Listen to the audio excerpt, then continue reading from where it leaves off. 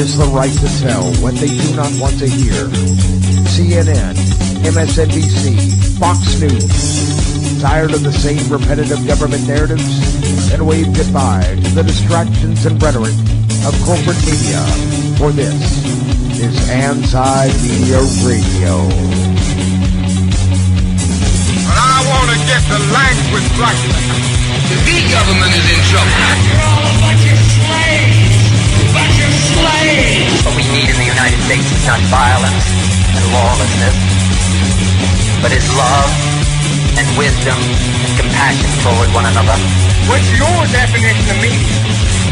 And now, here's your host, S.M. Gibson.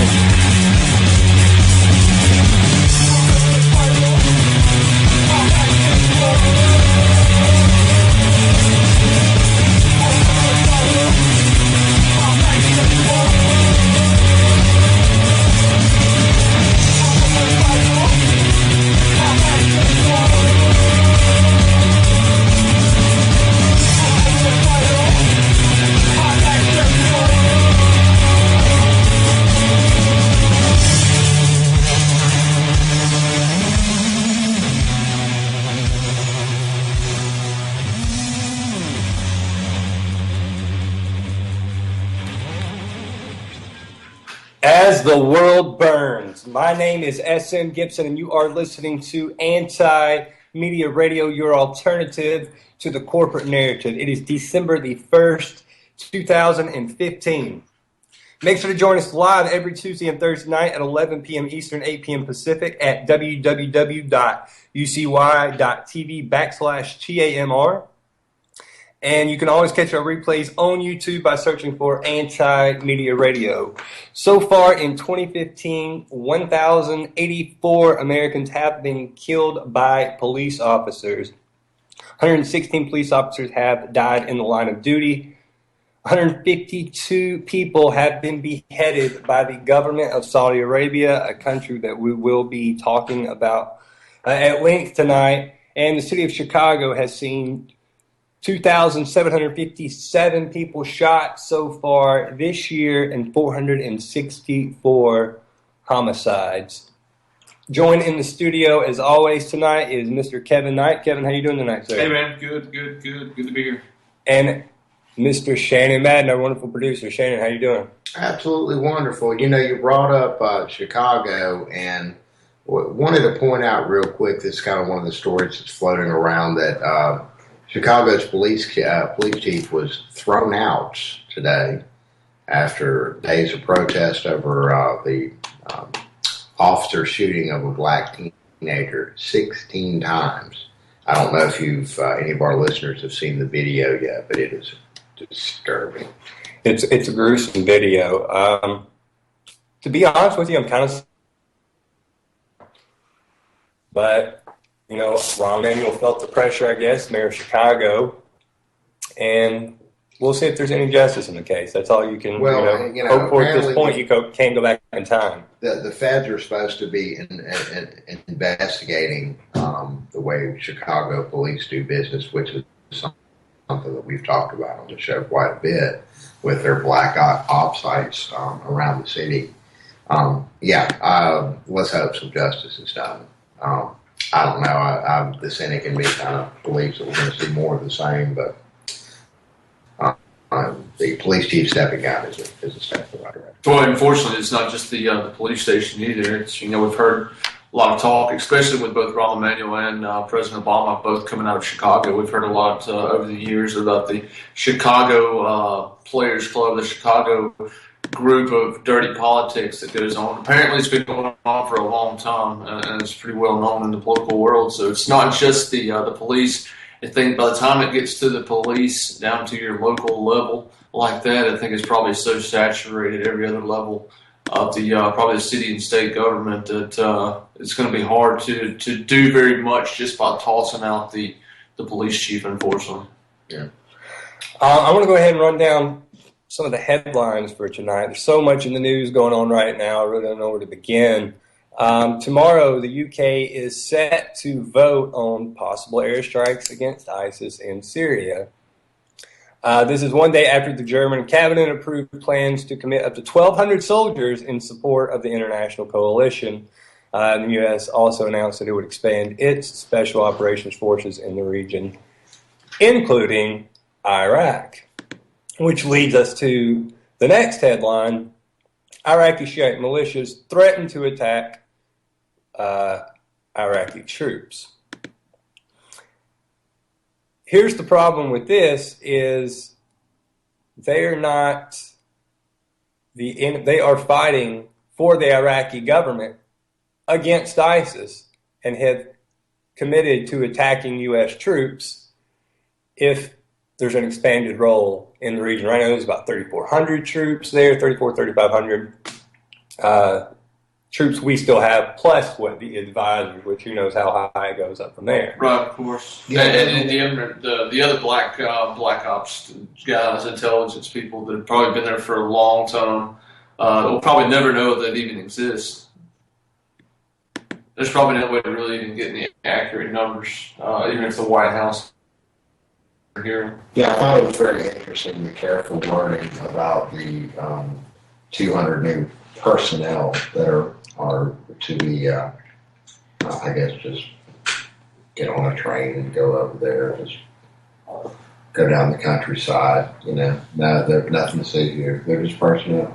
Well, and USA Today said that they were actually told by the same spokesperson that told the other source we were discussing that they were told between 100 and 150. So, and they've told some other news sources directly. So we're being told that there's anywhere from 150 to 200 on to 400. So they're playing word games depending on who you ask and depending on how it's said. I suppose anywhere, I guess, up to 400 could mean 150 and 200, and they, I guess, would probably claim they weren't lying, but again, well, it might be 150 on one plane, 200 on another plane, 300 on another plane. The next thing you know, we have 4,000 new personnel. Right. So in Iraq. So what we're saying is we have the U.S. putting more troops over there. We've got Germany pledging troops to go over there. We've got the United Kingdom voting tomorrow to start airstrikes in the area. We've seen Iranian-backed Shiite militias fighting in support of the Iraqi government, vowing to attack U.S. troops if they announce a new deployment plan. And we have Turkey, which is probably the biggest news of everything right now. Kevin, I know you were reading about this earlier and telling me more about it. Tell everybody kind of what's going on right now with Turkey. I'd like to mention something before we get too far into Turkey, that also Japan, I don't know if you saw, but they just announced that they are very much considering sending troops in, which is a big time deal for Japan, being they're more of a pacifist country.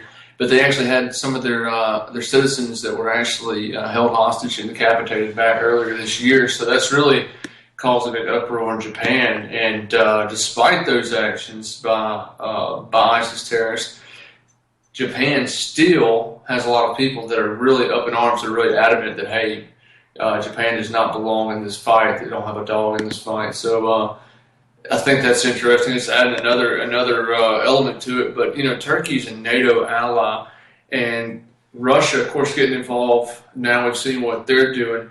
But for a long time, we've had a relationship with Turkey where we want to have them a part of NATO. But it's almost like the Pakistanis that we give so much money to, and then their Pakistani ISI turns around and funds various things against a lot of Americans. So it's really getting worse and worse as time goes by. I tell you what, while we're on the topic of Turkey, I want to bring a guest on the show right now, somebody that we haven't talked to in a while. One of our wonderful journalists here at Anti-Medium is Claire Burnish. Claire, how you doing? I'm doing wonderfully. How are you? I can't complain. Hey, Miss Claire, I hadn't heard from you in a while. It's been too long. Far too long. She's out there on the West Coast She now. really moved out on the West Coast and forgot all about us little people. That's wow. it. Yeah, I had to escape to the sunshine, so. Nothing wrong with that. Okay, No. So we haven't gotten into it yet on the show tonight, but we were just talking about Turkey. Tell us the news we woke up to this morning. There's so much going on in Turkey, I'm not even really sure where to start. for one thing, there is a lot of censorship going on. And the censorship is not typical paranoid government censorship, in my opinion. It looks like there are journalists being censored, and very prominent journalists. The editor-in-chief of an opposition paper and one of his correspondents were arrested on charges of espionage because they essentially found the same thing that an American journalist found a year ago. The American journalist's name was Serena Shim, and she found that essentially Turkey and some non-governmental organizations are basically assisting ISIS by allowing extremist rebels to cross back and forth over the Syria-Turkish border. And it's like arms and supplies, and they're helping to ferry oil for ISIS. Now, I'm going to say that with, kind of a disclaimer that has not been absolutely proven, though it looks from reports by both Shim and the journalists that were arrested for espionage that they had proof. And the government, of course, wanted to censor that because we're not supposed to know that. So things are kind of getting heated over there. With the thing is, with this oil accusation that the oil is being helped out by the Turkish government, Putin actually made the same accusation, and Erdogan, Turkey's president, basically said, "Prove it," to Putin, and we have yet to see that he has proved it. But that's what he said that he saw. And Claire, he's even went. I'm sorry, this is Kevin. He's even went further down, to my understanding, and actually suggested that he'd be willing to actually step down as president if, in fact, those accusations could be proven. Considering the ties that his son and both he have with ISIS's oil business, or supposedly, if that proof is brought forward, is that something we can actually expect to see? Is the president of Turkey is stepping down, or is that just? I think it's a lot of hot air because, for one thing, it seems pretty likely that it can be proven. But Serena Shim lost her life in a very mysterious, quote-unquote, mysterious car accident after she found this information out. So it seems as if, Erdogan will do anything to prevent that information from getting out. So the challenge to prove it is kind of almost a farce. Right. That makes sense. Putin was, a lot of this stuff about oil and Turkey's involvement really kind of came to a head, or got some press when Putin actually showed pictures at the G20 of these tanks, or at least described what he said is looks like a human oil line that's nothing but trucks all the way over the horizon that are constantly running day and night, day and night, day and night through Turkey. Exactly, and it seems from what happened a year ago when Serena Shim was killed, she had found some of that same footage, and she'd found ostensibly NATO or UN forces helping, perhaps helping this happen for ISIS. And if that's the case, then this is a very serious accusation. So for Erdogan to come forward and to say, prove it, I don't think it's far off from being proven. But he's not going to step down if somebody comes forward with pictures. They're going to make some sort of claim that it's not true, or they'll find some way to censor it. In looking into what's been censored in that country, we found that there are over 160,000 websites that have been, essentially taken down by the Turkish government. Including the antimedia.org. Well, we've been restricted over there, and, there's a bunch of debate. Like, yes, it comes and goes over there, but when I last looked, it was blacked out. So, it just kind of is a hit or miss thing. And it basically, like any censorship for the government, it matches whatever their agenda is at the moment. And if we're saying something that they don't like, then they are going to make sure that people can't see it. And all this, too, comes a week after Wesley Clark, the ex-NATO Supreme Allied Commander, said that ISIS is serving the interests of Turkey and Saudi Arabia in the region. Indeed. And this is the same guy that a few years ago said there's 7 countries and the United States had a plan to take them all out, and Syria was on the list. Yeah, Yemen. Exactly. Yeah, several different countries. Iran. I wanted to bring up one other thing, too. There's a Washington Post article today that said that Iraq does not want the U.S. helping in the fight against ISIS because we're helping ISIS. So well, of course, I'm the going to look United into States that. was saying that the troops we're about to put in there, that we were invited. That's, of course, Right.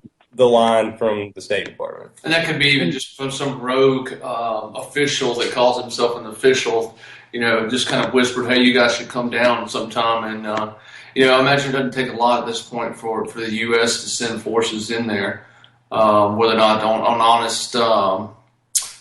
for honest reasons or not. I don't think it's a big surprise. But and I'm surprised I'm not surprised Iraq would not want the U.S. in, even despite their actions with ISIS. I'm sure Iraq, they don't want to see another. I'm sure they don't want to be the home and the kickoff of World War III, considering where Russia and Turkey and the U.S.'s NATO allies involved with that. No surprise. Right, exactly. I mean, there's so much going on right now, and there's this enormous refugee crisis because we're bombing over there, and our allies are bombing over there, and we're not necessarily going after who we say we are. It's kind of almost for show when we bomb ISIS, because what we're really doing is trying to depose Assad. Well, speaking of which, I don't know if you heard the former deputy director of the CIA did an interview with Charlie Rose, and he defended the fact that the United States does not bomb oil fields owned by ISIS is because the CIA cares about the environment. Yeah, I really had to just laugh out loud at that. That was just not true. We care about the environment. They don't care about which humans they kill, anything like that. I'm speechless half the time anymore for what the dialogue they try, the paradigm they try to get us to buy is just so absurd. It doesn't even, you can't even make it make sense if you try. I mean, we're helping like the oil flow over there. We're helping, we prop up oil companies over here. We do all of this stuff with all of these fossil fuels all over the world, and yet we're going to suddenly claim that it's the environment that we care about. Who is really going to buy that? Joe Biden himself actually said, this has not been mentioned very much. I don't know what you're seeing. Are you seeing much on any of the media sources that you're keeping an eye on? Are they mentioning much about the mainstream media here questioning Turkey's role in this oil trading deal? I see it on blogs, but I don't see it actually on any of the mainstream media. Right, not really. Although it seems almost as if the tide is turning. It's almost as if the propaganda has gotten so absurd that nobody can really put up with it anymore. I'm not surprised. I am surprised. At some point, I will say this now.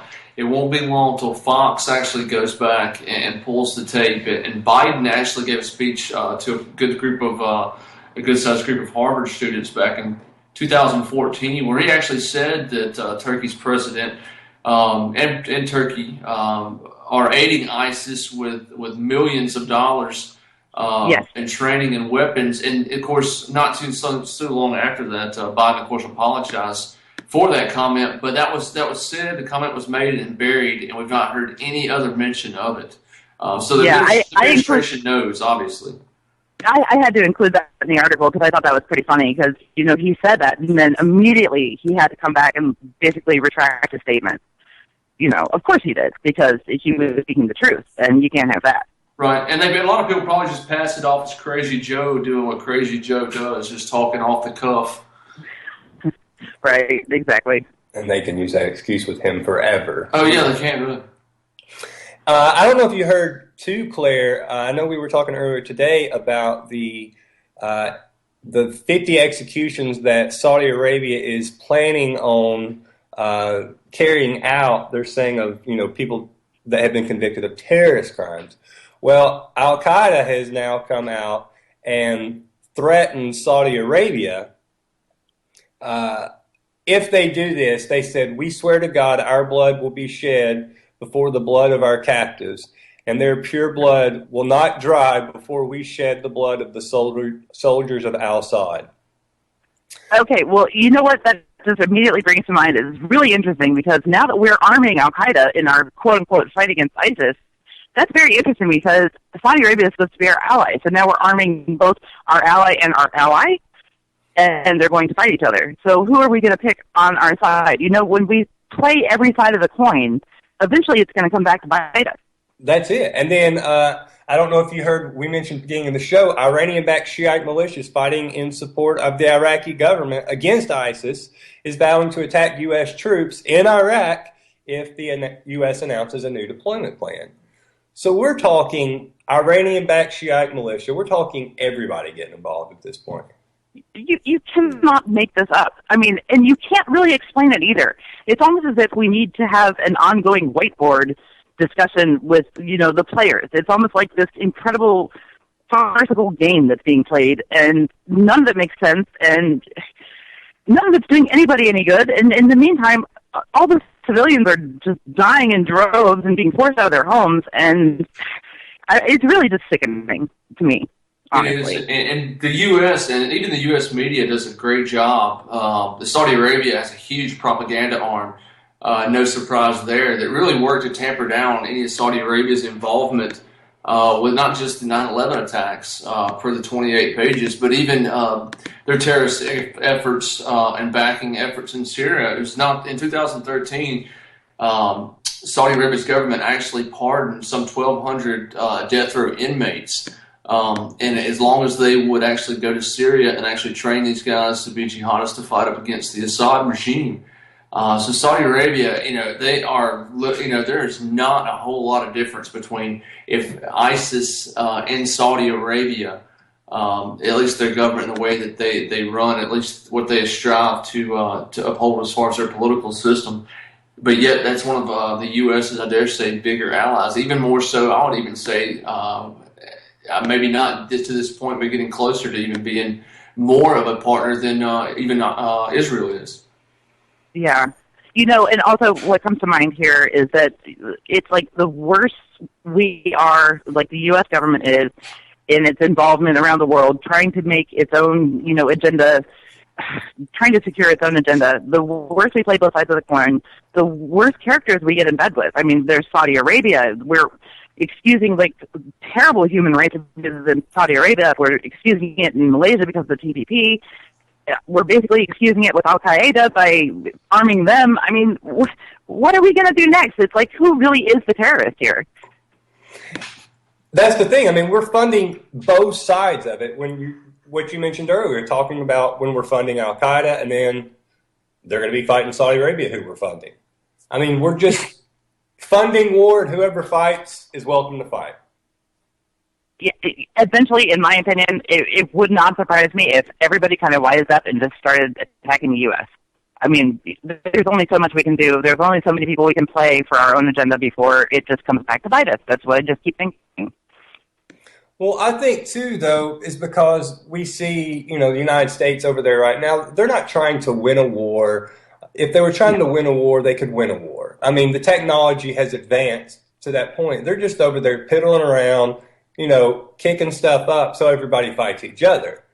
I don't think the U.S. right now is trying to be engaged. I think that'll change once the election happens. But right now, we're just trying to have everybody fight amongst each other, and then when the Republican comes in, we'll go in and do whatever we do.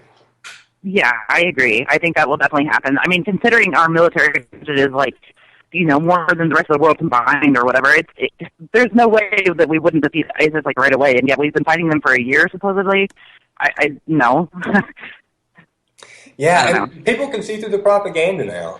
You know, I don't think there's many people buying it. Of course, there's still some. There's always going to be that. But I think the majority of people are waking up to what our foreign policy really is, which is, you know, nothing other than go fight, go kill people. And you would think that at this point that the more Americans would be pushing and more reluctant to sponsor or to push forth with another big government military strategy. You would think at this time, if there's ever been a time in the last 30, 50 years that we would, you know, that Americans would urge the need to draw back, to literally, you know, almost pick up our balls and go home, and to sit back and watch hesitantly on the balls of our toes, on balls of our feet, but be hesitant. But just going in and we're not helping the situation anymore. If not, making it worse. It's just getting to be more of a quagmire. When is this going to stop?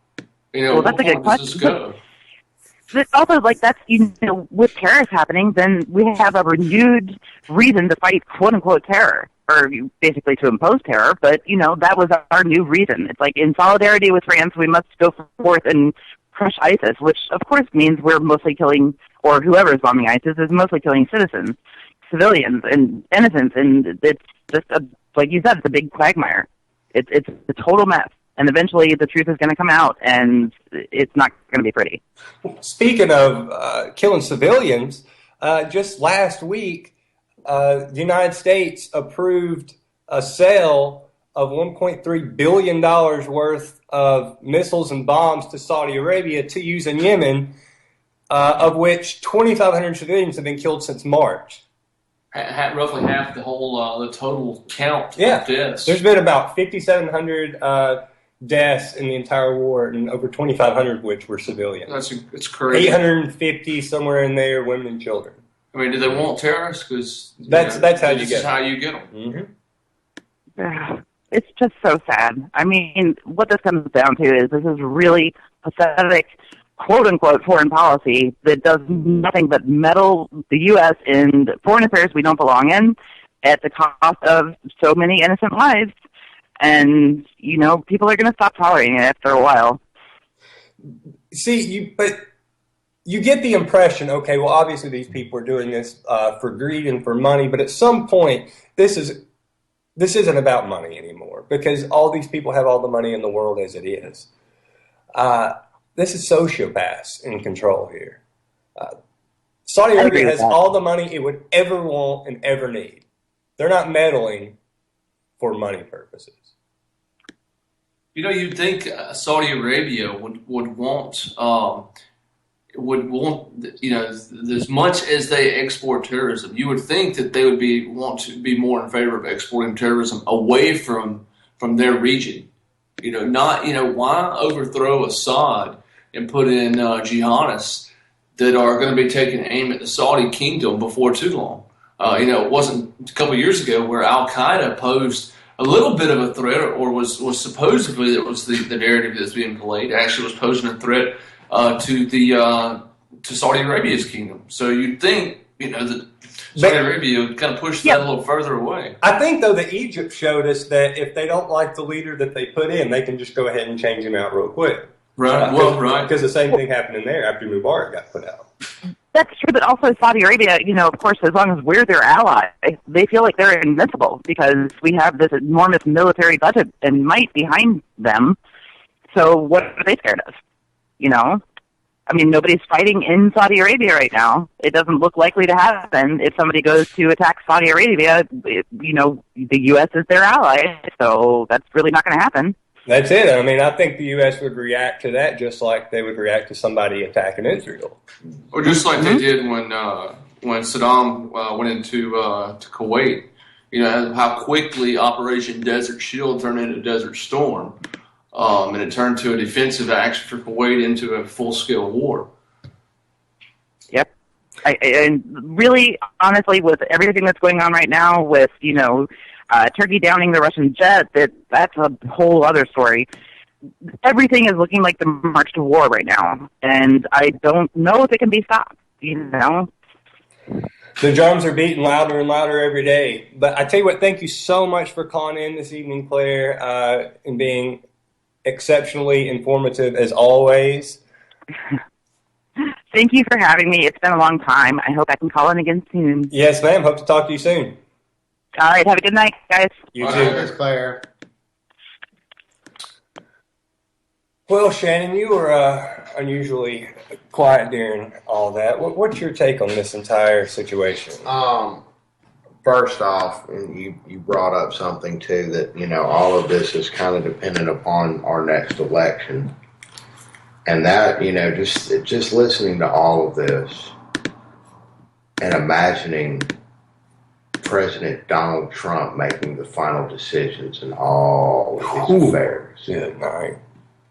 How horrifying of a thought is that right now? You know, he's leading the polls very comfortably in the GOP right now. It's scary. It's scary. He's hovering around 29%. He's edging Carson out by like 9 or 10. Here's the thing that's scary about it. He has done every single thing he can do to be out of the race. No one else would have survived saying the stuff he said, making the comments that he's made. The crazier he gets, the more people love him. Who are these people? Who are these people that like Donald Trump? Cool. They're your neighbor that's new to voting, that's probably not even registered to vote, which probably they won't even think that they need to be registered. The day that the election comes, they'll realize that they're not registered to vote. Hopefully, but what is he like? What's he saying that appeals to people? You know, that some of the people that I've met are actually, you know, your old GOP hardliners and he's the way he's speaking is music to their ears. Oh, I'm sure. I have no doubt that it is. And it's also, most of it is the opposite of what Trump himself has said over the years. Be it... he said, what, in 1998, 1999, something like that, he said if he ever ran for president, he would run as a Republican because they're the stupidest group of voters and they'll believe anything I say. He says I can lie to them the whole time. And he was still a Democrat up until the last... he was a Democrat, then he was an independent, and then he became a Republican. I tell you what, let's go ahead and grab a caller here. Area code 407. Welcome to Anti-Media Radio. This is your host, S.M. Gibson. Tell us your name and where you're calling from tonight. Yeah, this is Stephen from Orlando, Florida. Stephen from Orlando. How you doing tonight? I'm doing very well, and I think that it would, as per your last comment, it would be worth the while to check out the demographics of just who is supporting Donald Trump. And I haven't looked at it in depth, but just from what I've seen, these are working class Americans that are basically solidly middle class to lower middle class in their 40s and 50s and 60s. And like all of us here, they've been bombarded with propaganda from cradle to grave. They're confused. They see everybody's saying that the economy is doing just fine, and but the lived experience of people have less money. They see a browner complexion of the society. They see interracial relationships in commercials and television shows, and they're confused and they're angry, and this is what Donald Trump is playing upon. And I agree with you. It'd be like, wow, he's like talking about doing kind of like Nazi stuff with respect to undocumented. Yeah, let's have a database for Muslims. Let's have surveillance on your mosque. Let's watch everybody in the United States. Let's build a wall because that's what's going to keep us safe. Because I think the demographic that you're speaking of, they are very easily controlled by fear. And the more you tell them that they are being threatened, the more rights that they'll give away. Yeah, and it's a very low information meme, and it's actually gotten. I'm 52, and it's actually gotten a lot worse in this country about the sound bites. People don't read in-depth articles and papers like they used to. Mm-hmm. The Twitter thing. So we've seen a fractal development of demographic. So like, for example, people are divided into these little niches and groups, and they go onto media and blogs that confirm their own biases. And so we have a lot of different like little niches and cliques and stuff like that. That's really become defined in this age of the internet. Now, I wanted to make a couple comments about this thing about Syria, which relates to what I just said about the, we've been bombarded with propaganda. it's really weird. The whole Syria thing has been so weird, and how it's developed. And it wasn't until I met a local Syrian family, and they're Christian, and I talked to them, and they're like, they support Assad, and I started looking at, the media, doing some in-depth research, and just like the woman Claire just said, she's very eloquent, and she's got a handle on it. We've been sold this bill of goods that, Assad's evil, he's barrel bomb. Actually, Syria was one of the governments in the region, and I'm not saying that they don't have authoritarian tendencies. There's been a lot of crimes done by the government, but actually, in whole, it was a non-sectarian, multi-confessional society where you could be from whatever religion, as long as you supported the state and you didn't engage in extremist stuff, then you were all Syrian, right? Ironically, more liberal than someone like Saudi Arabia. Bingo. Yes, and the way they demonized Assad, the barrel bombs. I hear all of these commentators from left and right saying that it's Assad that drove all of these people out. No, it's been the people that United States, France, Qatar, UK. We've been funneling and supporting mercenary jihadist, extremist, Al Qaeda types to go terrorize communities. And then we're playing a double game. So we're supporting these so-called moderate rebels, and the goal is to do regime change against Assad. And then at the same time, we're pretending that ISIL, the Islamic State, they're a big bad boogeyman. They start taking over territories in the more rural desert areas. These are generally communities that are Sunni, and so they take over, and if somebody takes over your community like that, you're going to be on their side. You're going to say Assad sucks, and of course, just to survive, right? Right, yeah. And a lot of these towns, too, are shifting alliances back and forth depending on who's got control at the same time. So it's no surprise that the various villages are finding themselves on opposite sides of the conflict from time to time.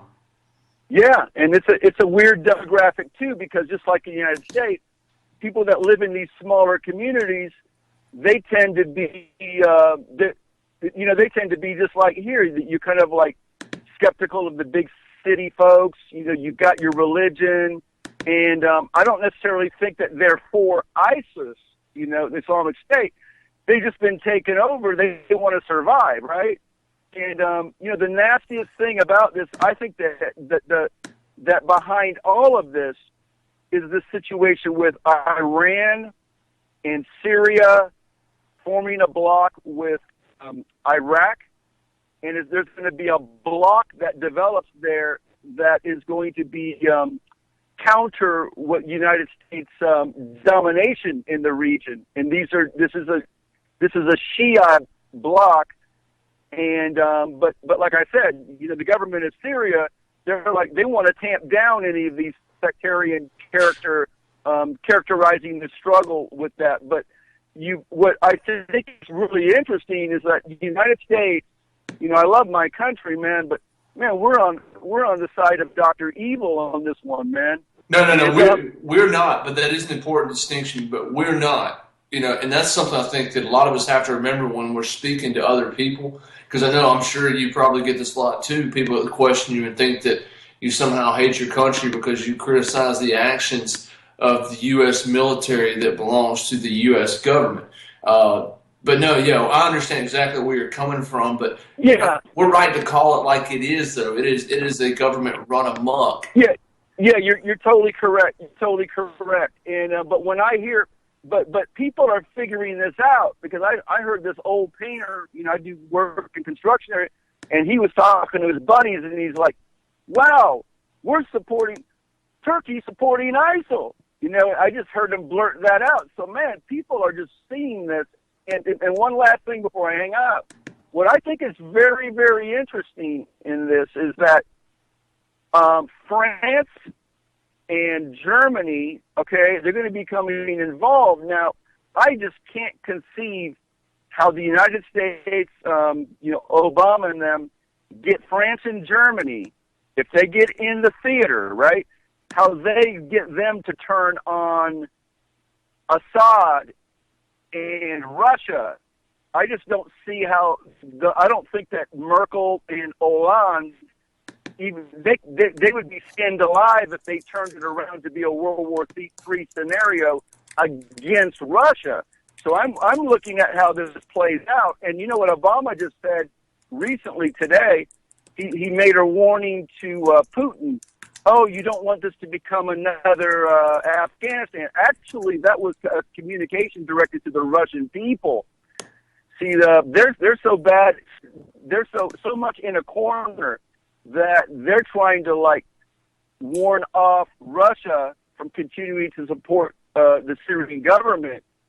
And by hey, he's actually communicating to the people of Russia to play on their fears. But I see the United States, just as this kid continues to go, the United States is actually the one that's painting themselves in the corner, and they're losing the total script on this one. So it's going to be interesting to see how this plays out. And I just hope cooler heads prevail, because we need to have a planet that's not nuclear, not nuked, so we can have some beauty and future generations can continue living, So this is serious business here.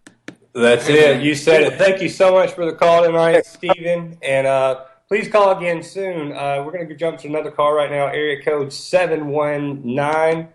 Welcome to Anti-Media Radio. This is your host, S.M. Gibson. Tell us your name and where you're calling from tonight. My name is David Bryant, and I'm calling from Colorado. David, what's on your mind? I'm not exactly sure what I was calling about. Exactly, I'm not sure what this is. A radio show I was calling up. I saw my buddy posted a thing that said, you stay out of our country and we'll stay out of yours, regarding Syria. Stay out of theirs. Yeah. So I'm a disabled veteran. I'm an 80% disabled veteran. I served in Iraq back in 2006 through 2008. So, given your experience, what is your take on everything that's going on over there right now? Okay, so back in 2006, I had a real eye-opening experience. I consider myself to be a conservative patriot. Okay, but when you're sitting in an airport going home on R&R right before Christmas, and you just left the country, was bombed all to hell, except for all the contractors that are building up new facilities and dumping tons and tons of money in there, and all you see is that you're babysitting, Halliburton and all these other contractors that are there, and you're sitting in the airport and the CNN News is talking about it. If we build an embassy in Iraq, we're going to be committing to 10 years of war there. And you're like, if they build it, it's already built. Right. You start to question your reality a little bit and start to look a little deeper into things. And as a soldier, they teach you to look at things objectively and be a student of history. It's required to be a good leader. You have to know the past. You have to learn from the mistakes and wins from other people. You can't just, take the good stuff. You got to learn from the bad stuff too. So I started looking deeper into our American history and found out, about the central banking debacle. And do you know who Edward Bernays is? Yes. Oh, yeah. Okay, Propaganda. so yeah, exactly. Found out, the father of propaganda and public opinion, happened to be, working for the United States government at the time that the central banks are buying into the country. Okay, so we say, you guys can't be robber barons. They say, okay, no problem. We'll just buy your country. Okay, and then we go to war, and the Nazis use Bernays' stuff to figure out how to control their populace. And then they say, hey, these guys didn't have everything wrong. The trains get there on time. Things run efficiently. They make a shitload of money. And speaking of money, we made a shitload of money off this war. Well, how can we keep doing on that? Then we keep on going with the history of war that follows on and on, and people lobbying and paying money and paying into the government, going in war profiteering. And there's two knowledges. There's a knowledge for the middle class and the lower end people. just like Bernays writes, you give them just enough stuff, and then you give them somebody to fear, and then you tell them it's their patriotic duty to hate that person, and you got them lining up in droves for a volunteer army to go fight your war for profit. And when I found out I was a part of that system, I had a major breakdown. Tell me what you saw being in Iraq. What was your experience like? Did you see a bunch of people that were clamoring to be freed? Did you see a bunch of people that were... what I saw was police tactics. What I saw is what we do here in this country is what I saw. What we do here in places like Detroit, where you have police criminal corruption. And, I was training the guys that are now working for ISIS. Let's not beat around the bush about it. I trained the guys that are supposedly who are fighting now, or we're supporting them so that they'll fight Assad. But, we trained these guys to fight. And we left them a bunch of stuff there, trillions of dollars worth of it in Baghdad for them to fight with. This is a corporate war for profit. The whole thing, they're the KKK with corporate funding. That's what ISIS is. So, and I helped train them. That's what I experienced in Baghdad. I went there and I was training the police force where, I had a friend that got killed right outside of the police facility where he was going and staying for days at a time to train guys. Nobody, so he goes back and then comes back a few hours later and nobody at the guard gate saw somebody plant a bomb. My fucking ass, they weren't there working for us. They were there working for them, and somebody else was paying and lining their pockets and building them up so that they could go and delve further into the Middle East. Syria and Baghdad are Poland. That's what they are right now. And the fascist nation and a communist nation are fighting over oil. That's exactly what's happening there right now. David, it's no different. Go ahead. I'm sorry. Go ahead. It's no different than back then. It's just they assimilated into our culture. I mean, Operation Paperclip, we hired 1,000 Nazis. You can't tell me that a few of them didn't get a good paycheck out of the United States government and, buy back into the capitalism. We traded, for the lesser evil for what we thought was liberty, but turns out we got something a whole lot different. That's it. And here in Alabama, we have streets named after Werner von Braun in Huntsville, who is a member of the SS. It's funny. I was giving a coworker today the whole spiel today on exactly what you guys are talking about with von Braun and Paperclip. Daniel, you're in a very unique position, having gone to war and having to see this stuff firsthand. And obviously, let me ask you: do you feel like you're in the minority when you talk to your other guys, your other buddies that have been in the service? Do any of them feel of light mind? It's a lot of them feel the same way. Nobody wants a war. Young men go fight old men war, and I've been out of war now for a decade. So it's one of those things where I know what's coming. I can see it coming, and I don't want 18-year-old kids going off to fucking fight to line somebody's pockets again. And we've pretty much all but ensured that that's what's going to happen. With this operation in Turkey, what I see happening there is strategy. I see them anesthetizing the United Nations. They're making them less of a credible a resource in there, and Putin's undermining them by listing how many of the countries supported ISIS that are a part of that. The sides of that they're taking it and they're making it two sides. Both sides are pushing it, and it's really only one group of people that's doing it. It's just people profiteering on it. The investors, people that invest in like OxyContin and things like that, where we're invading Afghanistan for what? Well, the number one poppy producer in the world. What do you think we're invading Afghanistan for? Man, Daniel, you've made some great points, and you're probably one of the more knowledgeable veterans that I've actually been able to speak with, at least through any medium other than face to face. We need you out there. I hate to ask you to keep fighting another war, but your services in the information war. We need you guys like you that are calling programs like this and actually educating those around you.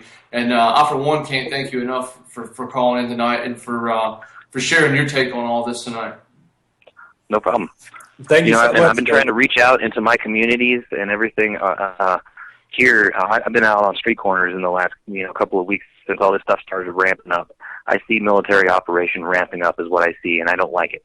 So I've been out actually basically shaming people into, okay, well, if you're going to use me as a as a tabloid for, oh, well, what about our veterans when you don't want to accept, Syrian refugees that our country helps create?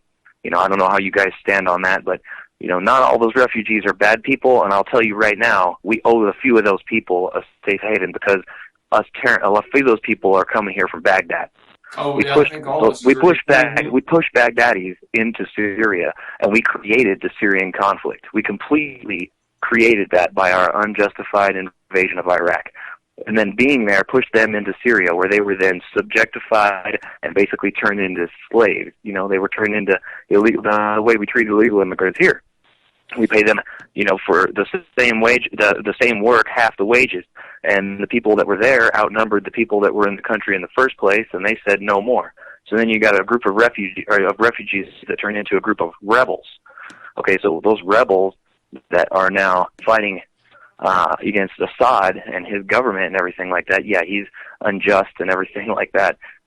He's not a real good guy. But on the other hand, he wouldn't have had that situation. He's just a shitty guy in a shitty situation. He wouldn't have had that situation to deal with if we had not been there in the first place.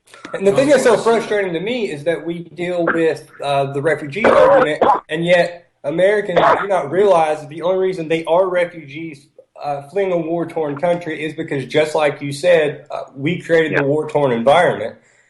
Yeah. And yet, and the other side of that is it doesn't really make a dent. We don't make a dent when we take in refugees.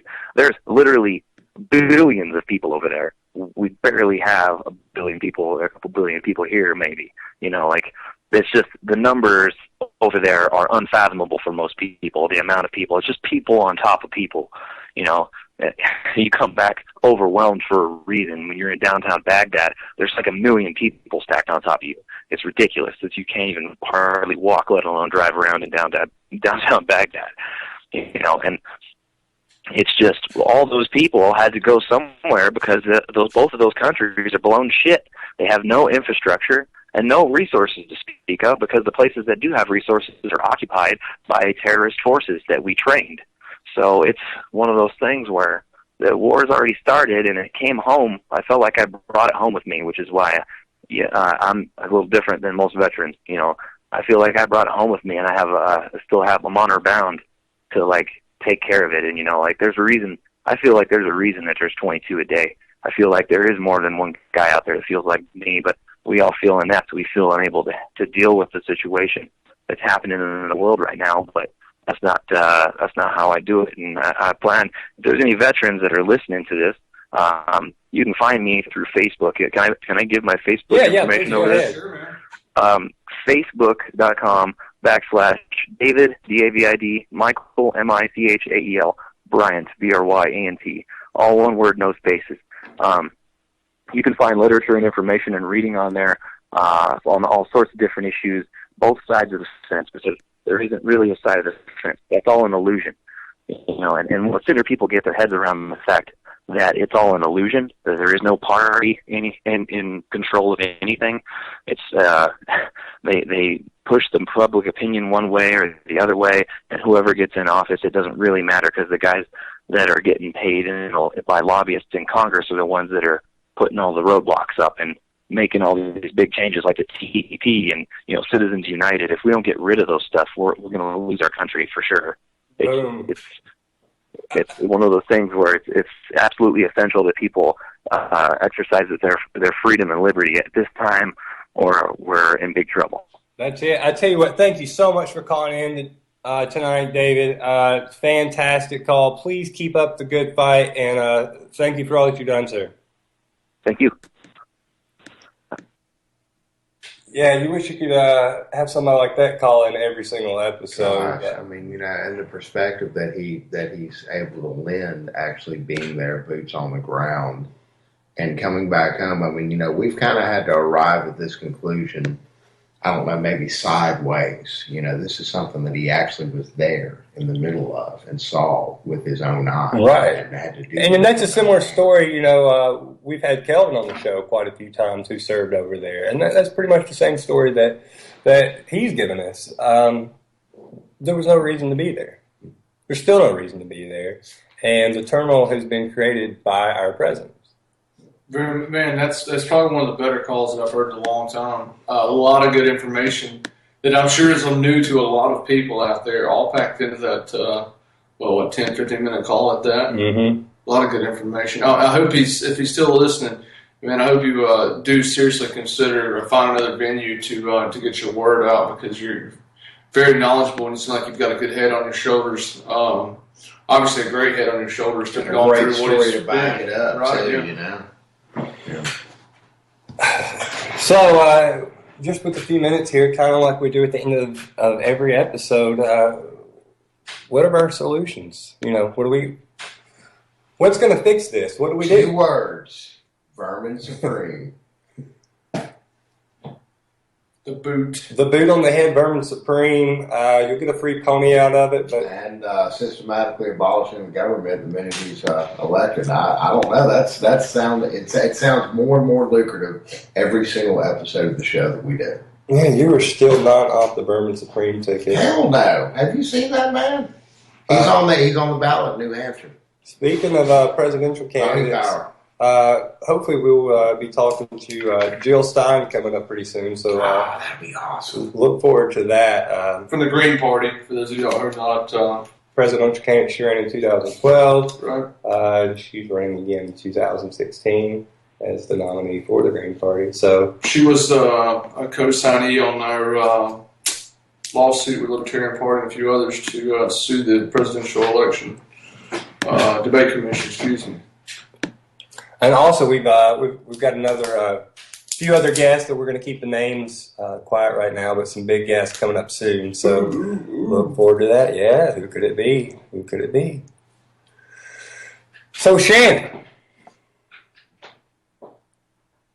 Marco Rubio, Oh man, Donald Trump, Jeb Bush. Who's it going to be? Who's the guy going to be? Well, you left out Ben Carson. Ben Carson currently has a very healthy standing at second. The money, of course, the corporate money is backing Rubio. That's it. I tell you what. Speaking of Rubio, I wanted to read this tweet out real quick from Congressman Justin Amash. Tweeted this out yesterday. This is good. Yeah, this is good. I've missed 0 votes out of 4,777 in office. If I skipped votes at presidential candidate Marco Rubio's rate, I would have missed 2,360. Drop some mic. And you want to be our latex salesman. Oh, that guy. That's what we're dealing with. That's what we're dealing with. It's right now. I mean, it's all Trump all the time. That's Cruz's it. name hasn't even been mentioned. No. Cruz. His name was Ted Cruz. Who? Who's that? What? Ted Cruz. I know about Carson. Obamacare? Who are these other people that are talking about? I think they finally figured out that Ted Cruz is born in Canada or something. I don't know. I don't think he showed his paperwork. So yeah, birth certificate. Ted Cruz birther. Yeah. Except he didn't deny that either. He doesn't deny it. I'll give him that. He doesn't care though because he's running for president of the United States. So regardless, he doesn't. Which care. apparently he can't run for it. I still believe if Trump somehow ends up with the nomination, and maybe that's what it is because I think Ted Cruz could be VP. His VP, and maybe this is a huge claim by Canada. They've sent a Canadian down here to get some, a bigger population, get some more tax dollars going up there, get some Americans to move to Canada. Cruz. Yeah, I like that. I'm sticking with the that only theory. logical running mate for Trump at this point is probably Carrot Top. Really, yeah. I mean, if we're gonna go Trump and we're gonna go the full 9, let's go the full 9. Oh, I think you go complete comedy. Trump Palin. Oh, wow. Yeah, that would be a train wreck. Power couple. Mm-hmm. Well, I tell you what, thanks everyone so much for joining us tonight. Thank you, Kevin and Shannon, for being in studio. Thank you for all of our callers. We will be back on Thursday. This is SM Gibson with Anti-Media Radio out. He's in the bed.